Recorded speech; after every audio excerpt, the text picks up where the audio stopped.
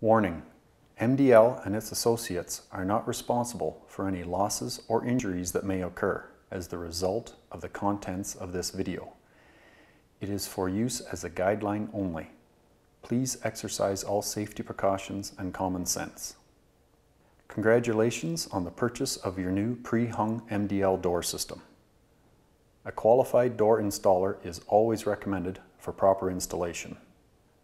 As part of MDL's ongoing commitment to their product, the following video was created as a guide for the installation of your new pre-hung door. When you're ready to begin installing your new MDL pre-hung door system, you need to gather up the tools you require. You will need a tape measure, a level and square, a caulking gun and silicone, a power drill and driver bits, screws number 8 by 3 inch, hammer, shims, lock set, rubber gloves and safety glasses, low expansion foam, fiberglass insulation. Now that you have your tools gathered together, let's quickly look at some key terms used to describe a door. Door slab, hinge, sweep, deadbolt, doorknob, header, weather strip, strike plate, latch jamb, sill, hinge jamb. Before you remove the old door, check and double check the measurements of the new door system. Once you're sure of a proper fit, it's time to prepare the opening for your new pre-hung MDL door. First, remove the old door. Be sure to scrape away all the debris that has accumulated under the door jamb. And don't forget to get rid of all that old caulking as well. You'll need a level, square, smooth surface in order to have the best seal between the sill and the subfloor. You need to make sure the new door is going to clear the finished floor. This is easy to do.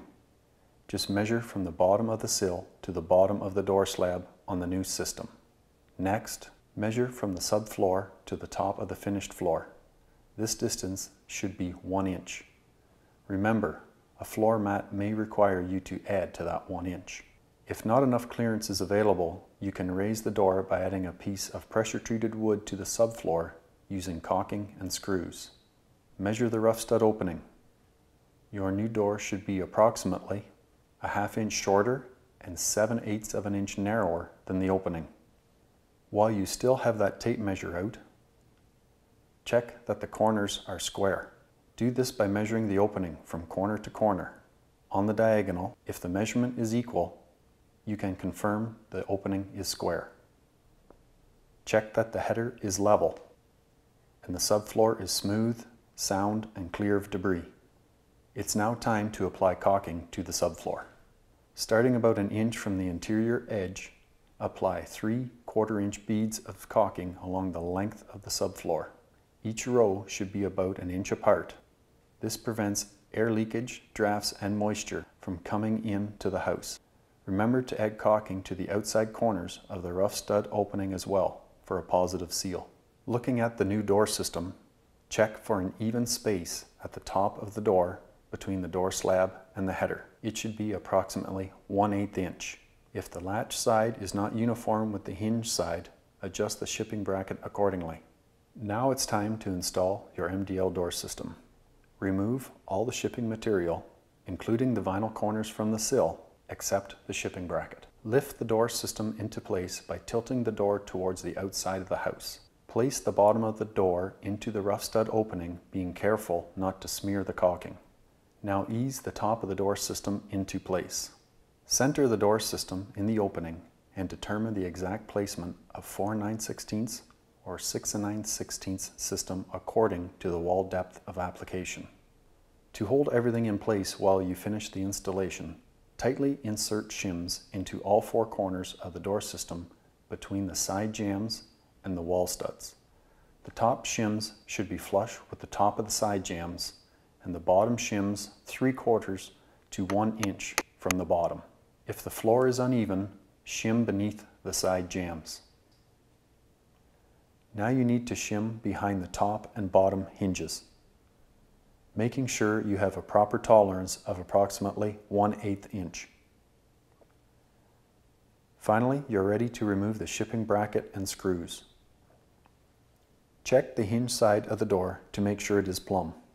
Then open the door and place 2 screws in each of the top and bottom hinges. At this time, close the door and check the interior tolerance between the slab and the frame. Then step outside and make sure you have an even contact with the weather stripping all around the door. Shim the latch side approximately 6 inches from the bottom of the frame and check for proper 1/8 inch gap between the door slab and frame. Open the door and pull the weather strip away from the frame and screw into the stud by screwing through the frame and shim.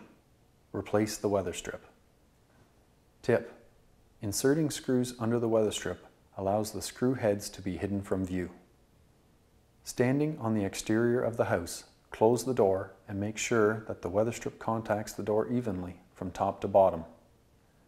If not, adjust the latch jamb in or out as required. Now open the door and place a shim 6 inches from the top of the door, repeating the process we used on the bottom of the door.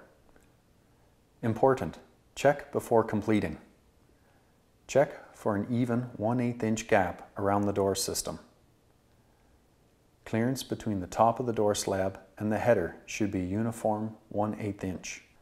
There must be an even tolerance of 1/2 to 9/16 of an inch between the bottom of the door slab and the top of the sill, with no hump or dip in the sill. Now that everything has been checked, let's complete the frame installation. Shim behind the center hinge and insert 2 screws into the hinge. Shim at the center between the top of the door frame and header. Insert a long screw so the top of the door frame doesn't move when inserting insulation. Do the same for the latch jamb, making sure your clearance is the same from top to bottom. It's a good idea to put a solid block between the door jamb and the wall stud for security purposes at the deadbolt and lock set location. Now pack fiberglass insulation between the frame and the rough stud opening using a cedar shim to ensure a tight seal. Fill the space between the subfloor and the bottom shims with low expanding foam. Then repeat on the other side to ensure a good airtight seal in this vulnerable location. Now carry on insulating around the door system with 2 inches of low expansion foam. When finished, it's time to install the interior trim.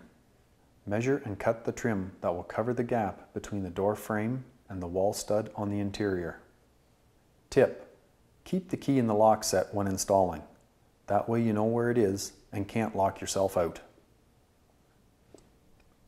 Before caulking the outside of the sill to stone sill, make sure the sill is properly supported to ensure the seal will not be broken. You may need to shim this. You also want to apply a caulking bead around the brick mold to ensure a good moisture seal. Not only beautiful to look at, a properly installed MDL door will offer you years of service and protection. Contact us at our website, www.mdldoors.com.